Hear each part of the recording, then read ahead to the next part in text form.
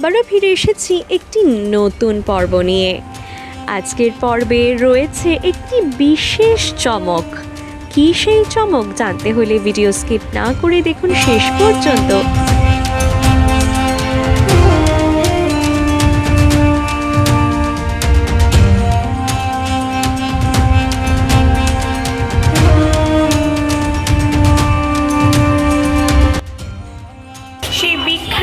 রাসমঞ্চের মধ্যে দাঁড়িয়ে আছি, আর এখানে বেশ ভুলভুলাইয়ার মতো ভেতরটা, সব দিকে সিমেট্রিক্যাল, একই রকম দেখতে, অদ্ভুত।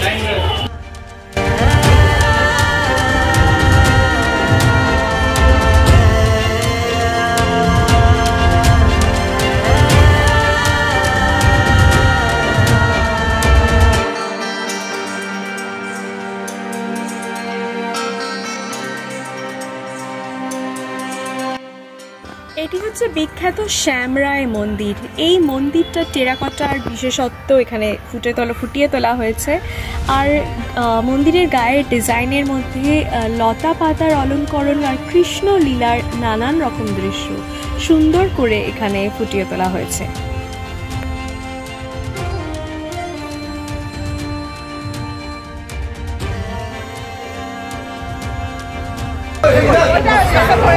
ছিন্নমস্তা মন্দির থেকে লাঞ্চ করে নিয়ে ওখানে কাছাকাছি হোটেলে এখন এসে গেছি বাঁকুড়ার বিষ্ণুপুরের রাসমঞ্চে। আমার পেছন থেকে দেখতে পাচ্ছেন সেই বিখ্যাত রাসমঞ্চ। এগুলো হচ্ছে বেঙ্গলের হেরিটেজ।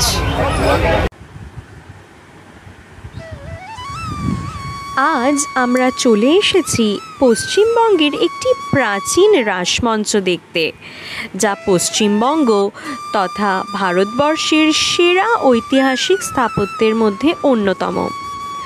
মল্লরাজা বীরহাম্বীর ১৬০০ খ্রিস্টাব্দে এই রাসমঞ্চ প্রতিষ্ঠা করেন। বীরহাম্বীর ছিলেন মল্লভূম রাজ্যের অন্যতম শক্তিশালী রাজা, যিনি মুঘল সম্রাট আকবরের সমসাময়িক ছিলেন। তার আমলে দলবাদল কামান তৈরি করা হয়েছিল। রাজা বীরহাম্বীর প্রথমে শক্তির উপাসক হলেও পরে শ্রী মহাপ্রভু চৈতন্যের প্রভাবে বৈষ্ণব ধর্ম অবলম্বন করেন। বিষ্ণুপুরে একাধিক রাধাকৃষ্ণের মন্দির তৈরি করেন তিনি। তার মধ্যে এই রাসমঞ্চ হল অন্যতম। ১৬০০ খ্রিস্টাব্দ থেকে ১৯৩২ সাল পর্যন্ত রাস উৎসবের সময় রাধাকৃষ্ণের বিগ্রহ এই রাসমঞ্চে নিয়ে আসা হতো। জনসাধারণ দর্শন করতেন এখানে এসে। এই রাসমঞ্চের ছাদের উপরের আকৃতি অনেকটা পিরামিডের মতো, আর চূড়াটির মূলে ৪টি করে দোচালা ও প্রতি কোণে একটি করে চারচালা রয়েছে। রাসমঞ্চের বেদিটি মাকড়া বা ল্যাটেরাইট পাথরের নির্মিত। মন্দিরের চারদিকে খিলেনযুক্ত বারান্দা রয়েছে। এই রাসমঞ্চ বিষ্ণুপুর স্টেশন থেকে মাত্র ২ কিলোমিটার দূরে অবস্থিত। বিষ্ণুপুরের ফেমাস এই রাসমঞ্চ দেখলাম, অদ্ভুত সুন্দর স্থাপত্য, দারুণ কাজ, দারুণ, ভীষণ ভালো লেগেছে। বাঁকুড়ার সেই বিখ্যাত লালমাটি, আমরা নিশ্চয়ই শুনেছি, এখানে সেই লালমাটি চোখের সামনে দেখতে পাচ্ছি।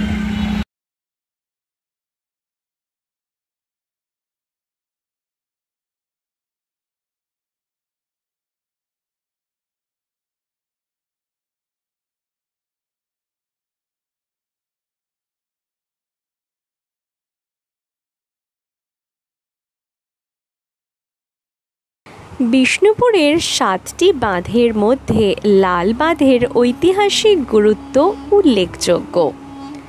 জলকষ্ট দূর করার জন্য ও প্রতিরক্ষা ব্যবস্থা সুদৃঢ় করবার জন্য মল্লরাজারা সপ্তদশ শতাব্দীর দ্বিতীয়ার্ধে এটির খনন করেন। দ্বিতীয় রঘুনাথ সিংহের আমলে লালবাইকে নিয়ে আসা হয়েছিল নর্তকী হিসাবে। রাজা লালবাইকে ভালোবেসে ফেলেছিলেন এবং এই বাঁধে তারা এসে নৌকা বিহার করতেন। কথিত আছে ষড়যন্ত্র করে রানী এবং প্রজারা এই বাঁধে লালবাই ও তার ছেলেকে নৌকা ডুবিয়ে মেরে ফেলেছিলেন। সেই থেকে এর নাম লাল বাঁধ।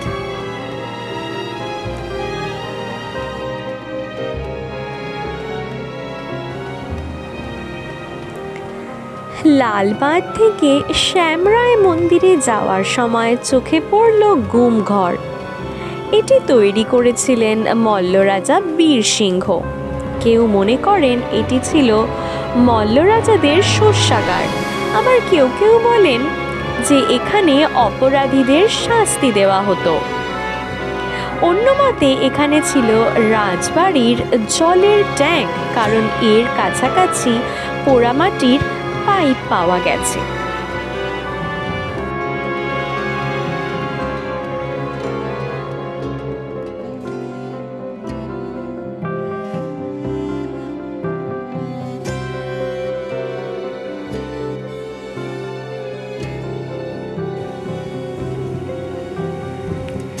লালবাঁধ দেখে আমরা চলে এলাম বিষ্ণুপুরের বিখ্যাত শ্যামরায় মন্দিরে।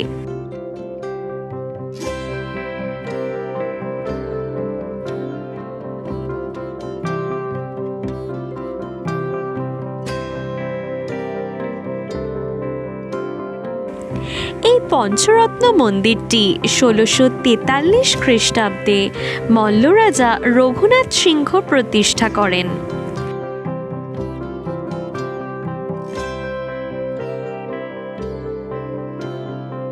পোড়ামাটির কাজ আর কৃষ্ণলীলার অসাধারণ কাহিনী এই মন্দিরের প্রতিটি জায়গায় অলংকৃত রয়েছে। এই মন্দিরের দক্ষিণের দেওয়ালে লেখা রয়েছে এই মন্দিরের প্রতিষ্ঠাকাল ও মহারাজা রঘু সিংহের কথা। রাধাকৃষ্ণের জন্য নরেশ বীরহাম্বীর পুত্র রঘুনাথ সিংহ 949 মল্লাব্দে এই মন্দিরটি দান করলেন।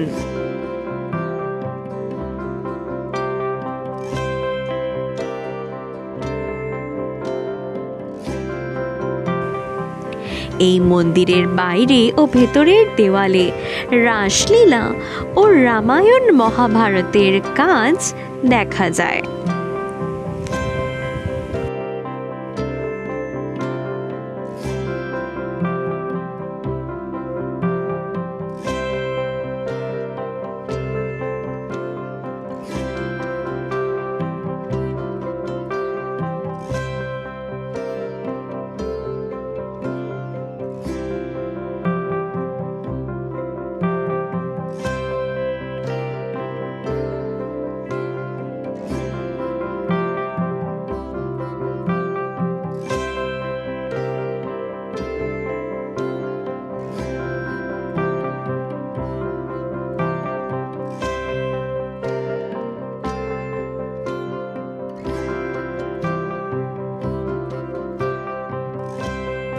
আজকের পর্বটা কেমন লাগলো কমেন্ট সেকশনে অবশ্যই জানান। ভিডিওটা ভালো লাগলে অবশ্যই শেয়ার করুন আর আমাদের চ্যানেল সাবস্ক্রাইব করুন। খুব শীঘ্রই ফিরে আসবো বিষ্ণুপুরের আরও পর্ব নিয়ে।